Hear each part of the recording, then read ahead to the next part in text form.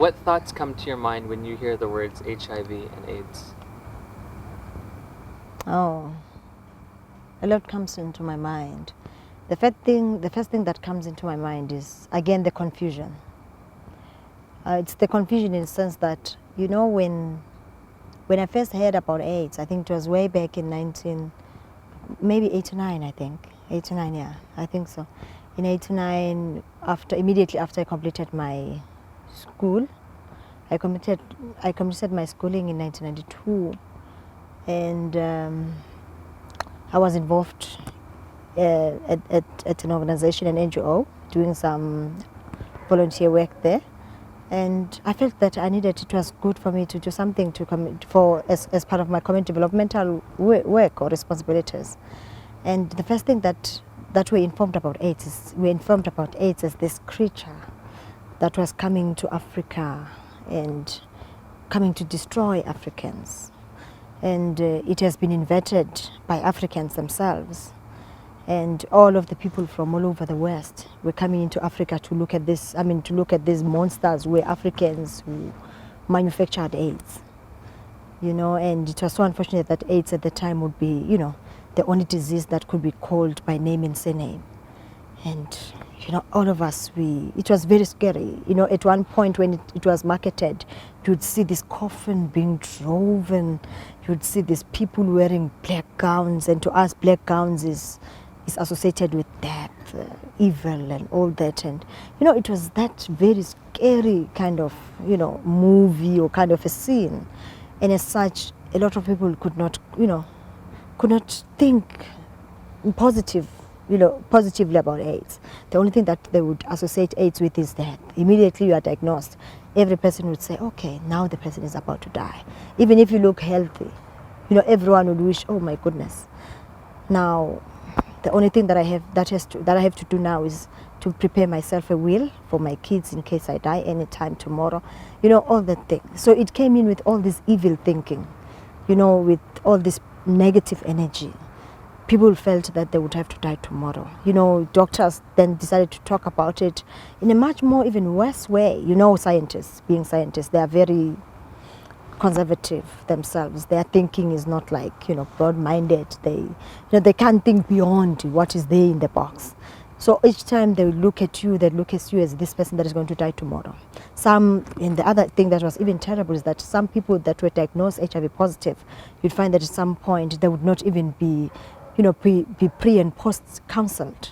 The doctor would come in and just give you that information, and you would not even care whether or not what are the after effects, after being on such a kind of a test and all that. So those are some of the challenges that we encountered. Otherwise, it was not welcomed in Africa. It is still, even today, I can see that there are quite a number of people in the communities that still find it very difficult to cope with AIDS, to try and understand the rationale, to try and understand where AIDS comes from. What is AIDS? Why only AIDS has to have a surname? Why only AIDS has to have a name? Why can't we have Bacilli, TB? People are still asking themselves lots of questions. Because the other thing is that some of the signs and symptoms that we are seeing in people that are HIV positive, we can see they're existent. There are people that are still sick today with mahume, for instance, in one of the African disease. And they have more or less similar symptoms as AIDS. So now people are asking themselves, isn't it another form of Western mahume? People ask themselves lots of questions. Other people would even go to the extreme and say, maybe it's another way that God has decided to punish Africans or to punish people, because people have decided not to disobey God. People take things to their extreme. However, some of us, we believe that maybe in a way or the other, it's, we feel that maybe it's something very close to what we know of, or what a disease that we used to hear about. But then in this time, in this case, it has been brought up very badly, badly profiled. People are scared to talk about it. If you're a family that is HIV positive, that is affected, people stigmatize your family, stigmatize your kids. It's that sin. It's not a nice thing. It's not a nice thing. It's not a nice thing to be close to. It's not a nice thing to be in. It's quite a challenging, thing. What did you mean when you said you found the term HIV and AIDS confusing? It's confusing because why is it only AIDS that? Why should it be that only AIDS has a surname and name? Why can't we have other diseases being called by both surnames and names? Why only AIDS? And the other thing that is confusing about is that when you look at some of the symptoms that they talk about, for people that are HIV positive, you find that some of them, they are more related to malnutrition. People die because it's either the environment in which they live is not conducive for health of the people. Maybe as a result, we find that they'll complicate because they'll have TB, some of them, and TB will in a way or the other be connected or advance, your HIV/AIDS level. Or else maybe sometimes we find that it will be because you might have been involved in a relationship with somebody who might have one or two girlfriends, and that is, those are some of the diseases that we know of. Some of them are STIs, syphilis, gonorrhea. There are many others. So that's why we're saying, isn't it one of those, and probably maybe an advanced stage of that? And why should we be so much preoccupied about it? Why can't we take it like any other disease? Because there are diseases, for me, there are diseases that are more dangerous than AIDS. You talk about cancer. For me, it's more deadly. You talk about just stomach ache. There are severe cases of stomach aches, which definitely kills people. There are many other illnesses that we really have to be preoccupied about, like diabetes and many others. Why should we only concentrate all the efforts, the monies of Africa, the little monies that we have in Africa? Why should we all channel all that, all the energy? There are serious cases in South Africa of malnutrition. You go to areas like Eastern Cape. You go to areas like Guyana in the Limpopo province. You go to areas like, a lot of areas like Alexandra in Johannesburg. Why can't we talk about all those things? Why can't we talk about poverty? Why can't we talk about malnutrition cases? Why can't we talk about relationships? Because also relationships can kill you. The fact that you have this relationship which was going very well, and the next thing, all these things dies down. The efforts, are washed out. For me, that can cause you a serious illness. Why can't we talk about that? Why do we have to focus all our energies into just one thing? Why can't we? That's why I'm saying I'm confused. Why we have to, pop out a lot of money? Why can't we think of other things? Why can't we profile, other cases, health cases, equally the same way as HIV? So that we all take disease seriously. Because currently we are only taking HIV seriously, as though life surrounds around. Is just only HIV and AIDS. Why can't we look at other things? Why only HIV/AIDS? What is it that is what we want to achieve? Is HIV/AIDS really the only illness that we have in Africa and the world? I don't think so. The fact that AIDS being a disease, all the energies people have gained a lot of profile out of AIDS, out of the sufferings of other people. People have decided to be champions. People have decided to be champions. These people are patients, but they are professional patients. They get paid well because they are professional in being sick.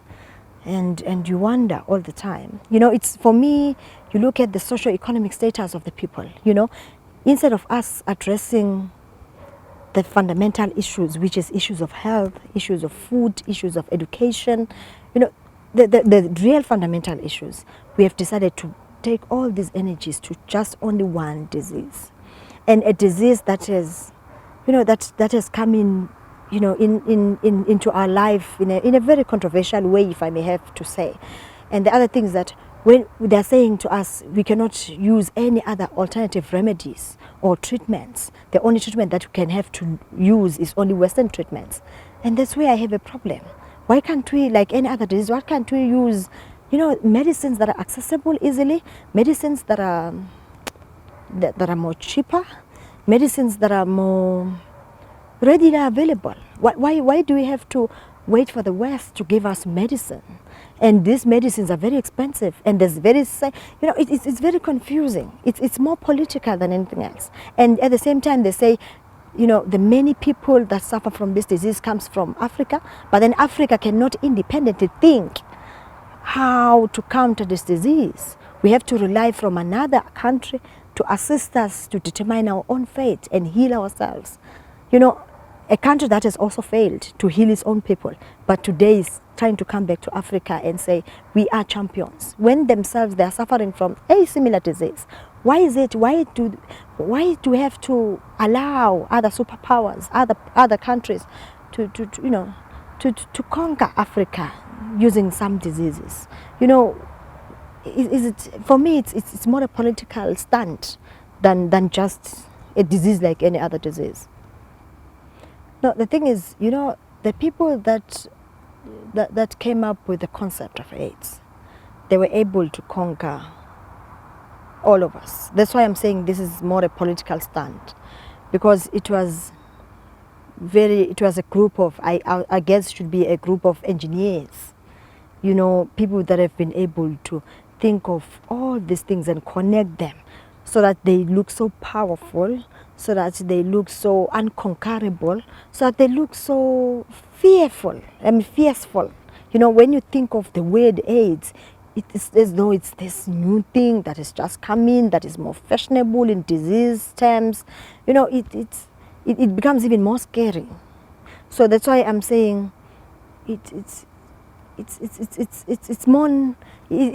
an old disease. Some of us, we believe that people were sick with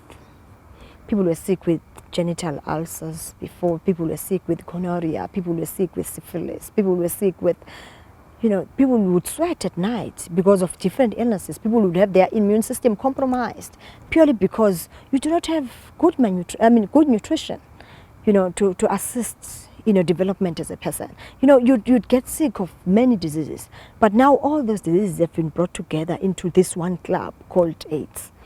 And now we are told that, because long ago you would be able, if you are sick with, for instance, if you are sick with TB or persistent cough, you'd be able to get medicines, either traditional medicine or whatever the medicine. You'll drink that medicine and the cough will run out of you or will go off you. But now we are told that it can't go off you. It's like there's some engineering of some sort that has gone into making sure that this conglomerate of diseases, they end up killing you. I don't know what has happened. And also the other thing that is a challenge is also the fact that as Africans, we no longer control the agricultural industry. It is now controlled by the West. Now, the very same chemicals that are used as fertilizers, also, it leaves a lot to be desired there. We do not know what sort of chemicals are put into our own soil. We used to have good soil and very good, very good fertile soil. That way we would not even go for fertilizers, Western fertilizers and all that. We would only use our own organic fertilizers, But now we have so much borrowed, all that is West, all that has failed in the Western countries, we have taken all that into us. And of course, because these are new things, we need to adapt. They come in with a lot of problems themselves.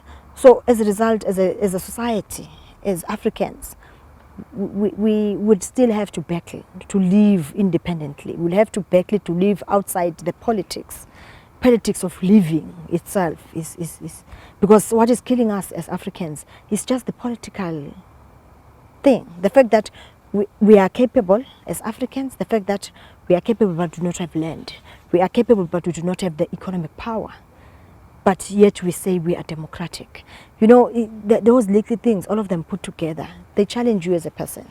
What then do you do? Yes, you are saying you are democratic, you are independent, you are free now, but then isn't it a challenge that you cannot do anything else unless you go to somewhere where you are going to request, where somebody will have to control and determine your own fate. So it's quite a challenge. I don't know how to really say it, but it's a problem. The conglomerates of disease, the putting together of this disease and manufacturing it such that it looks so huge and so challenging. It's also a political stand to me. That because I don't understand where have these medicines that used to be very good for treating you know, the many things, for treating your ulcers, for treating your diabetes, for treating these many other, what has happened to those things? Why is traditional medicine being shut down? Why is traditional medicine not being promoted equally the same way as any other medicines? Of course, the fact that traditional medicine has not been promoted, we know it's a political stunt. We know that the West would always want to see their own medicine being prominent than any other form of medicine. So for me, it still goes back to the politics of medicine. South African politics is largely, you know, controlled by external forces, you know, and the external forces, amongst others, will be the conglomerates. It will be your pharmaceutical companies. It will be like your arms deals. It will be like, I mean, it will be controlled by your, there's many, there are quite a number of them. You know, your security things, and that on its own, by virtue, they challenge the development, they challenge the health of the people, they challenge independence of South Africa. So as a result, South Africa cannot be able to say anything, because whatever that it says, it has to be able to say it within the confines of another country somewhere, or the confines of another establishment.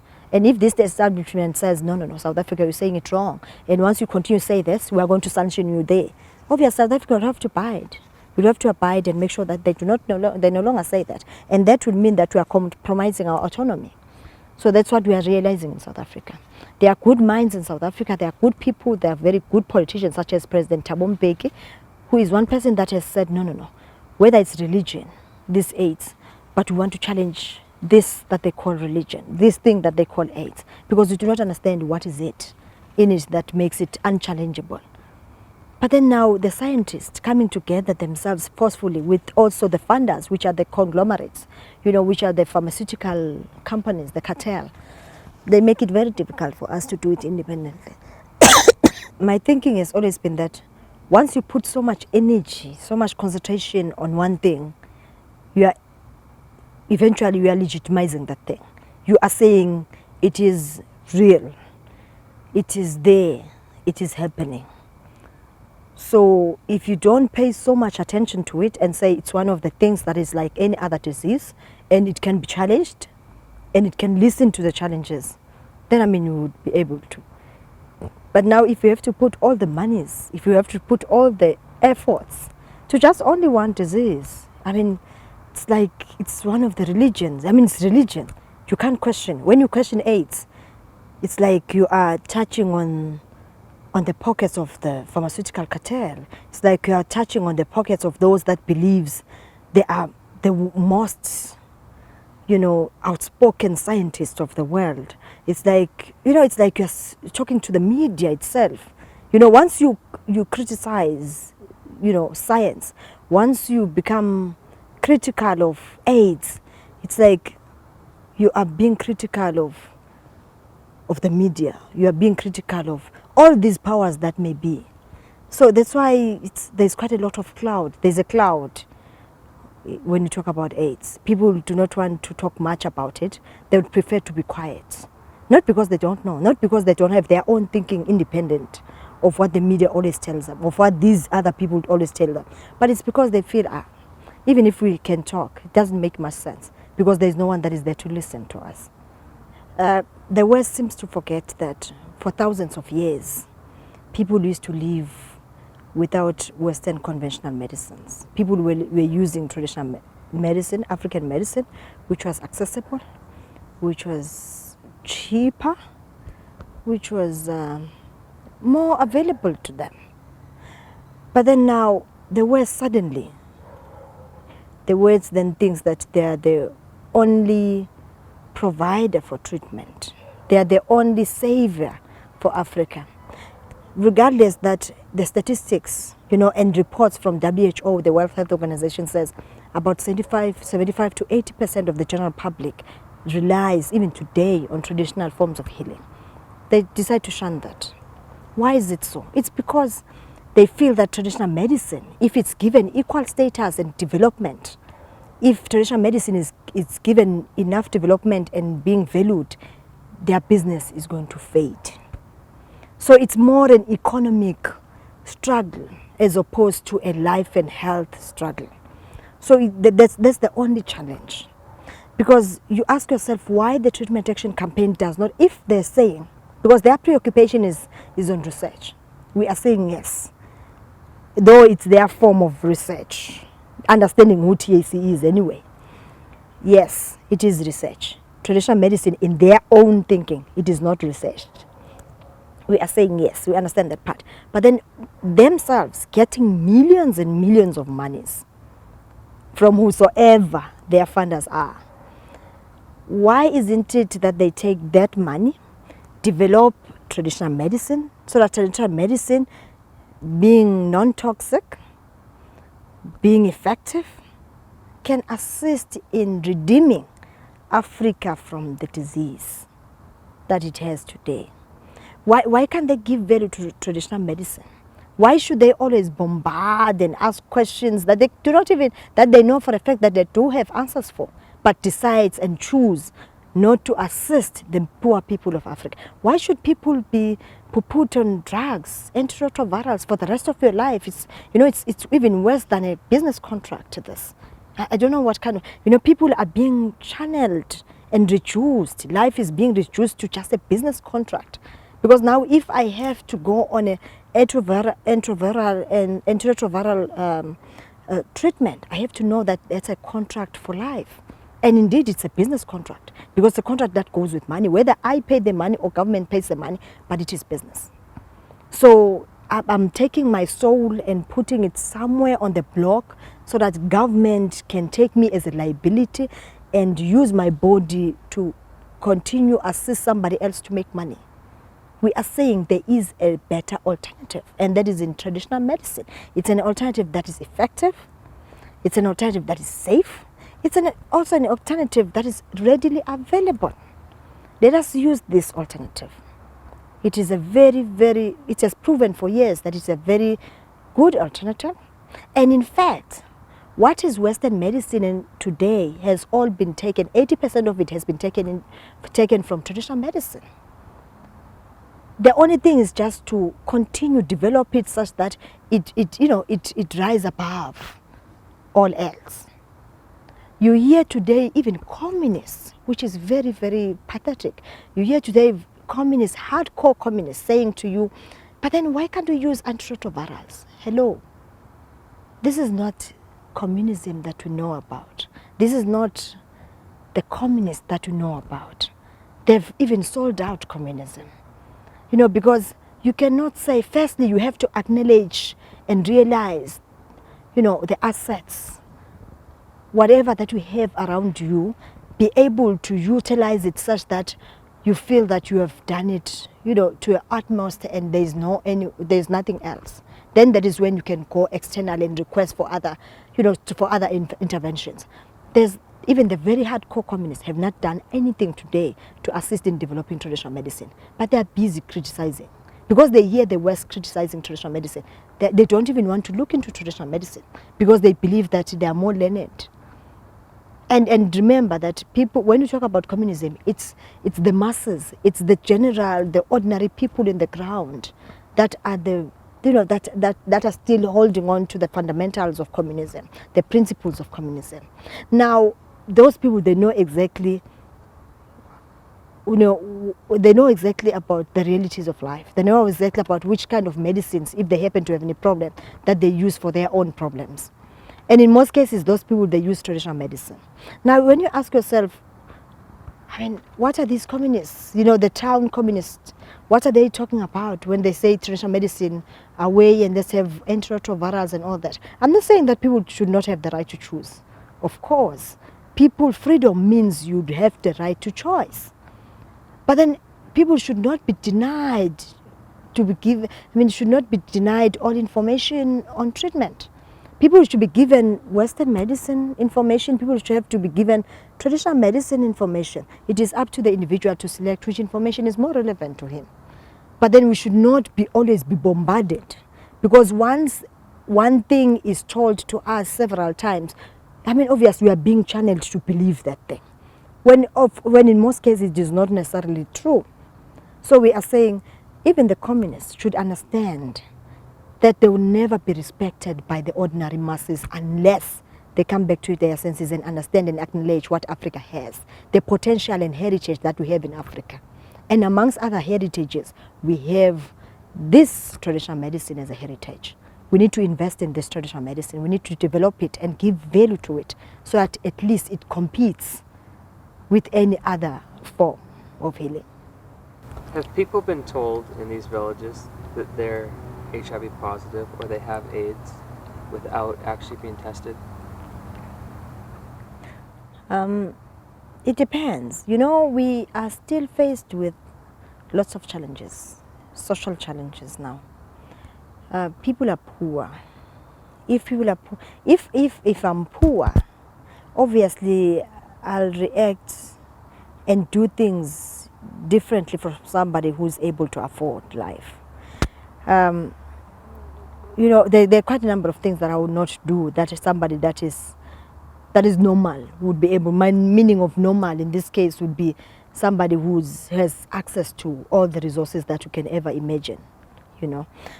Now, a nurse, firstly, you should understand and be able to analyze Africa. Africa is challenged by the wars. We have been ravished by the wars in Africa, such that nurses themselves have grown out of patience. Nurses themselves are no longer, you know, your true soldier nurses, your true nurses that would assist you in serious need, in serious times of need.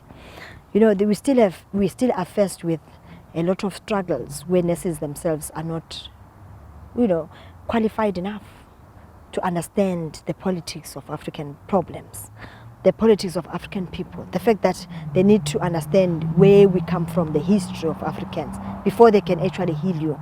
So that's the other problem that I'm seeing, that you find that sometimes when I come and present symptoms, for instance, such as being slim, not being healthy because I do not have enough food because I'm poor, you know, having so many babies because I do not have access to clinical, you know, facilities, for instance, for family planning, you know, because I have my husband who's promiscuous, you know, and for many other things that I'm presenting a lot of symptoms on me. That soon, you know, a nurse would soon say, hey, you know, even these people that are HIV positive, Manish, they're boring us. These people, they come in every day with lots of kids. I would hear that this person is talking to me. But then you'd choose not to respond to all those things because anyway, there's nothing you can do because a nurse is an authoritative somebody. You wouldn't like to bother that person because obviously you know that you have come to that clinic because you need assistance from that nurse. And immediately you respond in another way, the nurse will choose not to assist you. Regardless that it is a public hospital or a public clinic, but she'll choose not to because she's in authority at the time. So I'm saying that there are cases whereby people are labeled as HIV positive when you have not tested, by even the health officials. You know, there are other cases whereby because of your socio-economic status, people, when they look at you, they say you are HIV positive because you do not, because of the way in which you look. You are too ugly because you cannot afford to make yourself look beautiful and nicer and look younger. And secondly, because of of the fact that you do not have food, you do not have good nutrition, and all this, you are unemployed, and all those, you know, all those things brought together. And at the end of the day, you'll find that even neighbors say, look at her, she's now positive. They don't even know your health status, whether you're positive or negative, they don't even know. But then they just choose to label you because when they look at you, you know, with those eyes that are hunting for somebody who's HIV positive, whom they might have not even seen in reality. But because when they see you and hear from the radio, they then think, this is what the radio talks about. This is what the television talks about. The television has created people to be enemies of neighbors. It just created people to be enemies of themselves. So we no longer love each other. You know, when I see you, instead of me assisting you, I'll just laugh at you and I'll gossip about you. instead of thinking of you as a human being first and foremost, thinking of you as a person that is challenged, and make sure that I lend a hand to you. But instead, I laugh about your situation. So that's the kind of situation and lifestyle that we are embodied in today. It's not a nice life. People in Africa are dying because they're poor. People in Africa, they're dying because they're not able to afford simple life. They're not able to, you die because you've got so much stress. Your husband does not work. As a result, there's no source of income, there's no food, there's nothing. Secondly, you die because probably your kids have grown up, and it's so unfortunate that today when you go to school and send your kids to school, there's this economic struggle amongst the children themselves. You know, they'll have to go for matric dances, which you do not know the actual reason for matric dances. You know, they'll have to go for matric dances, they'll have to look nice, they'll have to have boyfriends, they'll have to have cell phones. You know, it's too economical. And as such, the pressures that these children are getting from their own peers, they exert it directly to their parents. Parents who are not able to afford that kind of a lifestyle. Parents who are unemployed, all of them. You know, maybe they have a single parent who is a mother with 4 kids or 7 kids, who's also unemployed. You know, so all that collection of problems, they can cause one person to die.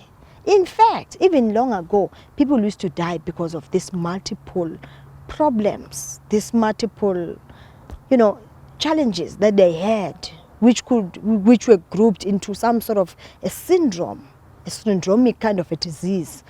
That's what I think is killing Africans. If the socio-economic status of Africans can be challenged and made better, much more better, I suppose this thing called AIDS could certainly be reduced. But in as far as things are going today, I doubt if it will be, if Africans will be redeemed from AIDS anytime soon. The one thing that I know is happening is that the West would like to, they're working very hard to try and find new innovations, new ways to keep Africans dependent on them. They would like to keep us for as long as we live. For them, they drive more pleasure if they keep us as though we are a project. They want to project us in as much as they would wish for a long time. Of course, if they say we are full of AIDS, for them it makes more sense, because it will mean they'll have to continue manufacture more money from our, pain in the name of AIDS. So, because AIDS is a brand name. Once you say AIDS, some people are getting even much more dignity, much more honor, because they've just called themselves AIDS activists. Whereas long ago, when they would say to you, Pephsile is sick with diabetes, I would fight tooth and nail with the support of my family to go off that kind of an illness. But today, people use illnesses for political reasons and economic reasons. So it's no longer, people are no longer genuine. It's more money making. It's more, it has a lot to do with prestige. Who I am. You don't know who I am. I'm so and so who's HIV positive. It's like they derive lots of pleasure from talking about an illness. They don't understand that illnesses, like any other things, should be challenged. They think that you have to stay sick. They don't think that you have to challenge illness and become better off from the illness, and So now the only problem that the US has, the Western world has, is that they want to see Africa being underdeveloped. They want to see Africa being challenged by diseases. They want to see Africa being challenged by poverty. They want to see Africa having all the sorts of very funny, ugly things, so that they can continue to control over Africa. through either a form of donation, where we definitely rely on them for grants, perpetual, requests for grants, so that we do not enjoy our own autonomy. So I think it's a lot of, it's more a political thing, like I said before. I don't think it's more genuine. I think much as, yes, people are sick, of course, that we cannot hide from. But then I feel people are sick from different reasons. They are sick from stresses of poverty. Let us redeem people from poverty. Let us make sure that we don't make people sick such that they have to sleep in hospitals. Sick because they can't be employed. Sick because of many things, because of not good food, because of genetically modified foods. That causes us a lot of sicknesses. Why can't we look into that and see how we can better our lives through making sure that we generate a better quality sort of food, So I think through all those, brought together, let us have Africa that is able to farm. Let us have more land to Africans. Because through land, you can be able to, you can be called wealthy. You are very rich with land, with your cattle, with your all else, like it used to happen. We had diseases, but we didn't so much focus on those diseases even long time ago, because we know that we had all our land, we had the cattle that we had. So, you'd look at my cattle and say, no, it's fine, life is going on. But now the thing is, we do not have all of those things. So we no longer are in control. Instead, we are being controlled gradually. In South Africa, we are one of the very, very blessed countries. We're one of the very blessed country in the world. We have a Minister of Health who's Dr. Manto Tshabalala Msimang, a minister that is able to see beyond, what is presented to her. A minister that is able to say, yes, I understand there is AIDS, but I still feel that other alternative treatments still can play a major role in the fight against any forms of disease. So for me, that is very powerful. The only thing that she needs a lot of support. And of course, and understand that, the West and its own brothers and stooges in Africa, they do not like that, because they want to make sure that Africa is colonized. And that is why today she's so much under pressure, because they want to see her out of ministry. They want to make sure that they block all the policies, the good policies, national policies that are there and formulated to counter all other negative actions from the West. Like, for instance, actions whereby traditional medicine, continues to be undermined.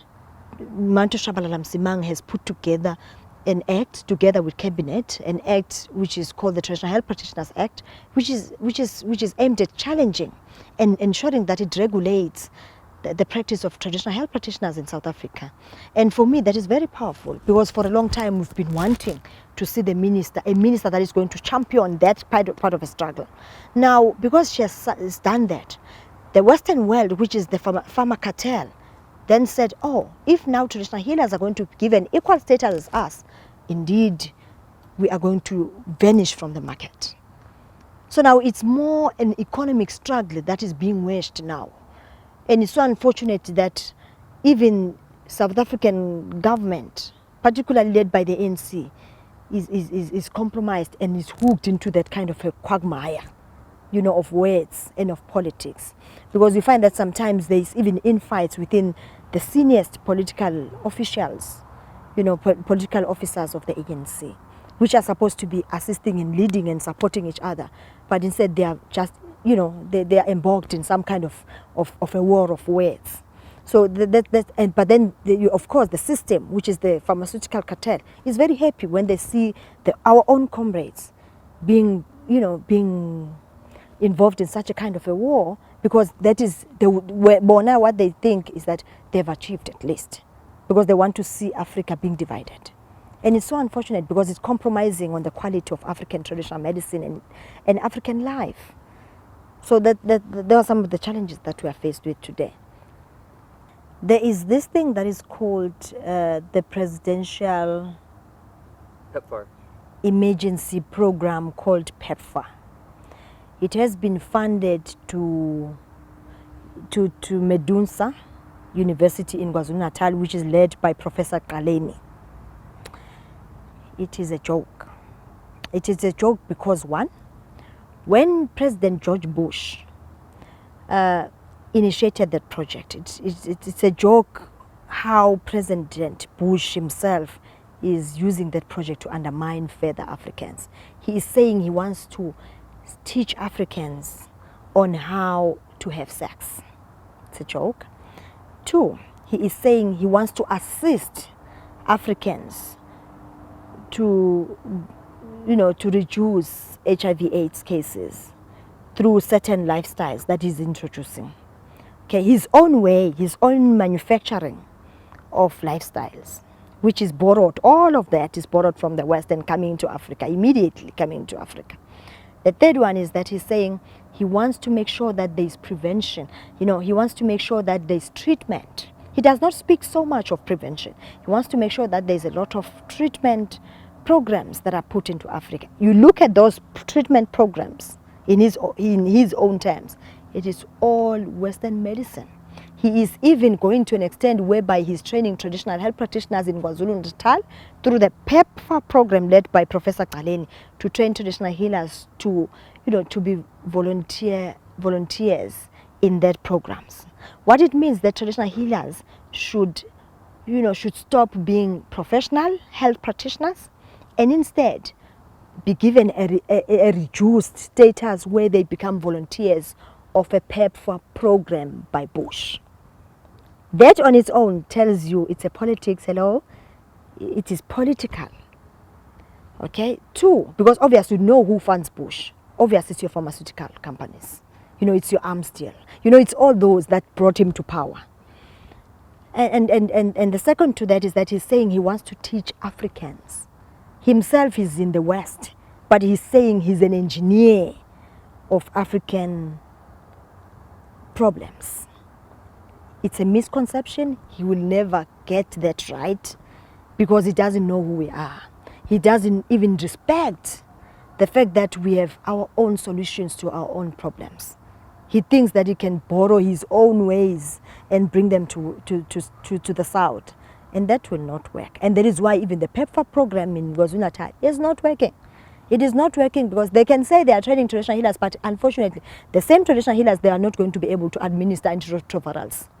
The very same antiretrovirals that some of the traditional healers have been part of that program, they've been given to communities. Communities are coming back complaining with severe side effects. The traditional healers are saying we cannot afford to continue with this thing. It is too much.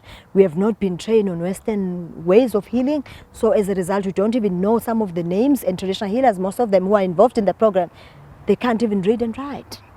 Now you are saying to that traditional healer you should administer a Western program. At the same time, you are saying traditional healers are uneducated, they are this, you label them, but then you want them to assist you to accomplish an African and a Western program. It's very crazy. So it's all it's the power thing. They want to make sure that they remain powerful. They want to make sure that they tremble. They tremble on Africans, on the poor healers, so that they can continue to hegemonize, to control the healing sphere.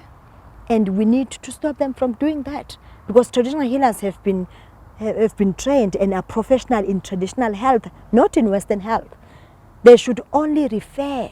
Let us make sure that if Bush has money enough that he does not know how to spend it, he should make sure that he assists. We will tell him what we want as healers in Africa. We'll tell him what we want in South Africa. We'll tell him that money should be channeled towards the research of traditional medicine. Why doesn't he want our medicine to be researched? And we want to put in place systems. In South Africa, we've got a traditional medicine directorate, which is connected to the National Reference Center on Traditional Medicine. That center, its core function is to make sure that it assists in the research of traditional medicine, so that traditional medicine is given value in its own country of origin. Why can't Bush fund that program? If he's really preoccupied about health of Africa, if he's really preoccupied about, supporting people of Africa, he cannot just take solutions what he calls his own solutions, a version of solutions into Africa. He needs to know and understand that we are humans, and we've got our own independence, and we want to continue to be independent, even in healing. Like I mentioned earlier on, that AIDS is such a trademark. AIDS is one thing that you'd never go wrong if you have to market. It is so unfortunate that even very good doctors, what we used to have as very good doctors, have decided to be more stereotyped, to be more conservative, and only think that the only disease today that is ravaging Africa and South Africa is just only AIDS. I wish we could have a new generation of doctors which are going to think beyond AIDS. That we still have diabetes, by the way. It is terrible. That we still have, cases whereby if children are not well breastfed, they become even more sick. They become even more dull at school. Doctors that are going to tell us about basic lifestyle, health lifestyle, where, cases of malnutrition. People are dying of malnutrition, cases of poor hygiene. There are a lot of things. The importance of planting trees, around us. We need doctors that are going to assist, but it should be a new, generation. It should be more or less like a revolution that we need to start, a revolution of quality, good doctors that are going to assist in assisting Africa to go out of disease. Doctors that are going to see things beyond what is presented by the media and other advocates of Western health, Western medicines like antiretrovirals and all these other things. So we lack that, because each time you have to struggle. You have to go and borrow more money from people so that you live a better lifestyle according to media and according to these other advocates, where you'll have to live a lifestyle like, for instance, you'll have to buy your cornflakes. Even those cornflakes, you don't even know what is in those cornflakes, but you have to eat them because you will be seen as fashionable. You'll have to go again into debt because you'll have to look nicer, dress in beautiful, fashionable clothes, because if you don't, you'd look ugly, older, and as such you'll be associated with somebody who's more sickly and not fashionable. You'll have to live a lifestyle beyond your own means as a person. And that is a problem. That is why I'm saying people are going the extreme route because they have to please doctors, because they have to please the media. We are no longer living a normal lifestyle. We now have to live a life that is more borrowed from other cultures, because we'll have to make that other culture to be more happy and comfortable about us. We no longer ourselves. So I wish we could go back and become the real us. How do you feel about AIDS medication? Antiretroviral therapy?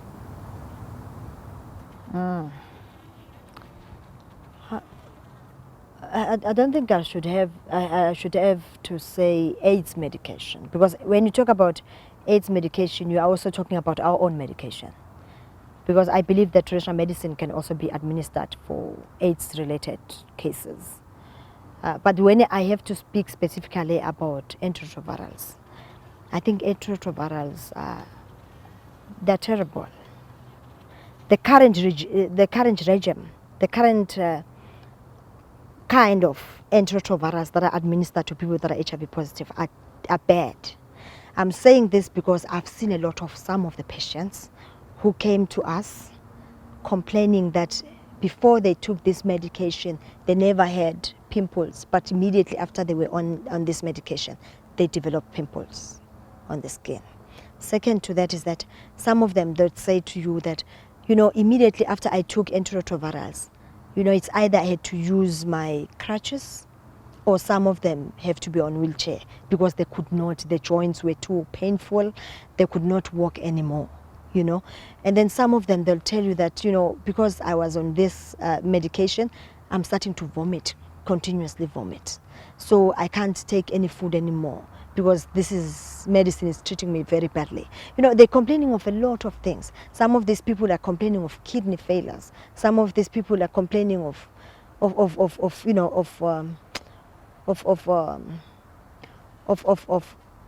shortened breath.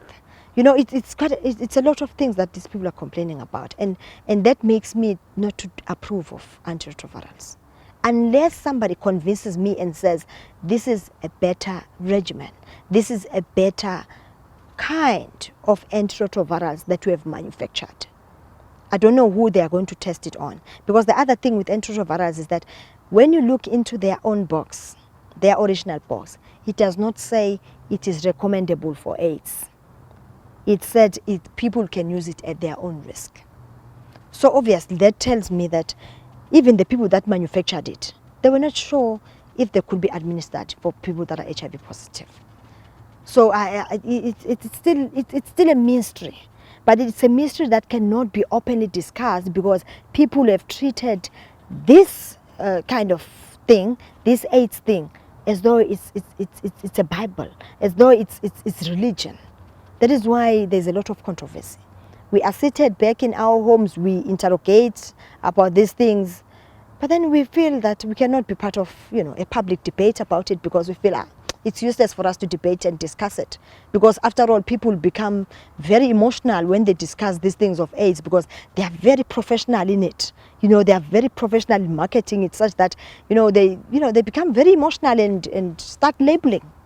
They become very personal, instead of them looking at the real issues around this AIDS thing. They become to attack you, the individual. So that's why people have decided, no, I can't be arguing with these people, because these are just promoters. That's where the problem is. We do not have the right forum, and we have not even created ourselves that forum, because I don't think anybody can stop us from discussing about these things openly. It's a matter of us taking up the lead and saying, we are tired of you marketers, we want to take this lead, and we cannot be ruled by you anymore. So we need to soldier on. We need to stand firm. The same way we stood firm against apartheid. We need to stand firm and say, no, we are tired now. We feel it's enough, and we now want to do things. But I like what South Africans are doing. South Africans are saying, we cannot be told by just individuals about our own, history of health. We rather take things on our hands. Even if government can say things on radio, even if people can use television, even people can owl every morning and day, but we will choose whether to go to the hospitals or not to go there. And people, in most cases, they are coming to traditional health practitioners. And we are saying to them, welcome, welcome, welcome. Let us see what we can do for you. And when we administer to them alternative treatments, we see them improve. And the next thing, they go for testing. The doctor, when he checks his CD4 count, he says, oh, your CD4 count is so much, it has been reduced. I mean, your viral load has been reduced, your CD4 count has increased. Then the doctor would assume it's antiretrovirals, whereas people are taking traditional medicine. And to us, that's good. And the patient comes back to us and say, look, I've been given this certificate, and it tells me that my copies, my CD4 count has so much increased, and my viral load is reduced now, because immediately after I started using traditional medicine. For us, it's good, because we want to see people healthy. We're not after profits. We're after the realities, which is health of the people. Does any of the money for AIDS medication that come into this country go towards traditional healing? No, not at all. I mean, that's not the aim of the funders. The funders would not even like that to happen. The funders would like to see a lot of people in South Africa using conventional drugs, so that at least they are because they want to be guaranteed that they continue to generate more money. Then the more they generate more money, the more they'll continue to fund, because they know that every day you'll be sick from this, you'll be sick to that. I mean, it's like it's a sickness after the other. So the more you are sick, the more they'll be able to generate more money. So at least, they won't do anything to develop traditional medicine. If they feel that I'm lying, it's fine. I'm saying yes, I'm using these statements purposely because I want to challenge them, because that's how I think about it. If they think I'm wrong, it's fine. Let them challenge us by investing in traditional medicine.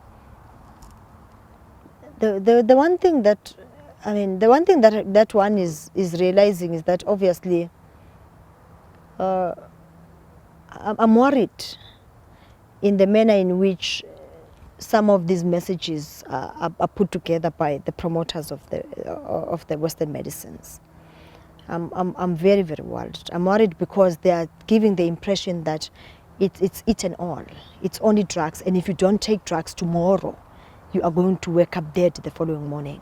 We don't want to scare people up and force people and force people to use treatments and medicines that they do not necessarily wish to use.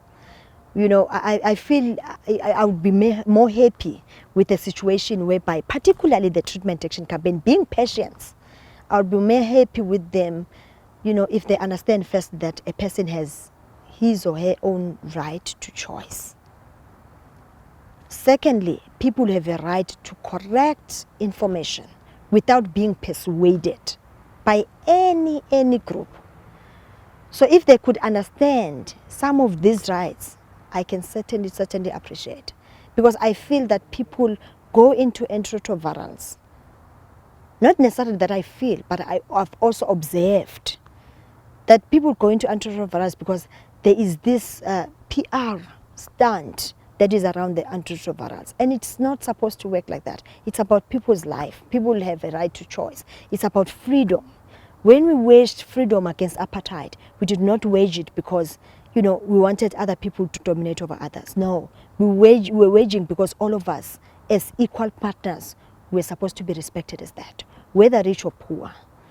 So I'm worried that, with the treatment, the drugs particularly, people are given drugs not because they are told correctly what are the aftermaths of those drugs. I'll be more comfortable in a situation where people are told the exact truth about what happens thereof. If we could look into that, I can certainly appreciate. What is your opinion on the debate over HIV causing AIDS? My opinion is that there's more to talk about. There's more for those people that are experts. I'll call them experts because, of course, they've sat down to look into why they need to say we are HIV positive instead of giving this an ordinary name like diabetes. Why they decided to make that collection of disease in a form of a syndrome, I do not understand. Why they were not satisfied that a person would be sick with TB, the other one would be sick with that. Why do they want to bring all these diseases together? So I think there's more that these people need to explain. I'll be more happy if the West could be more flexible and stop being conservative and understand that people, unlike previously, people have minds, they are able to think. People wants to continue to be independent. If they can just know and acknowledge that, I'm fine. Because if they know that, then they would open up forums where we'll discuss openly about these things. There are quite a lot of problems. There are quite a lot of challenges that we feel we need to sit down and engage on. But unfortunately, the circumstances are such that we cannot freely engage. Because once you freely engage, you are labeled a dissident. Once you freely engage, you are labeled denialist. Once you freely engage, you are labeled barbaric and traditional healing. Once you are labeled all these sorts of things, but you are not given the correct answers. Because when we engage, it's not because we engage because we want to undermine, but we engage because we feel there's more that we want to probe from people's thinking. We want to understand exactly why AIDS, why AIDS HIV, why HIV AIDS, why not HIV and AIDS. There's quite a lot. It's a controversy that we would want to unpack, but it's so unfortunate that even the world over is not able to give particularly traditional health practitioners the platform where we can air out. And secondly, because we believe that health should be given back to the people. The people should be able to manage their own health. But currently what's happening, the health of all people in our communities is in the hands of a few which are scientists, a few which have the economic power. We want to take back the health of the people into the community. We want people in the community to decide their fate, not any other person to decide for them, because the socio-economic status of that person could be different from the reality of the people in the ground. So that's where the battle is. It's a battle of ownership. Who owns what? Who owns AIDS? If we own AIDS, why then can't we, talk about, why can't we determine our own fate if we are the people that are sick of AIDS? Why should we be sick of AIDS, but then our life being determined by somebody somewhere else? Those are some of the questions that we have. I believe this is the beginning of a war. It is a war to reclaim our health. It calls upon all of us, wherever we are, to stand up and fight aggressively to ensure that we regain our true sense of being us. We regain our strength and make sure that we combat all forms of colonialism, whether it's disease kind of colonialism, whether it's economic colonialism, whatever the forms. I believe that if we come back together, if we are a nation that asks questions, if we are a nation that is not fearful, if we are a nation that stands by each other, if we are a very strong nation in terms of supporting each other, diseases are not a problem. The only important thing that we need to do is that we need to come up with ways in which we can assist in supporting each other so that Africa becomes really free. Currently, we are not free. We look at there's another war that we need to wage. It's a war of health. So currently, we are still stuck with this war, in this war. So if we could be able to put together all the little resources that we have, particularly in Africa, I guess we could be fighting a better war. Some people are very fortunate they don't have these side effects. So what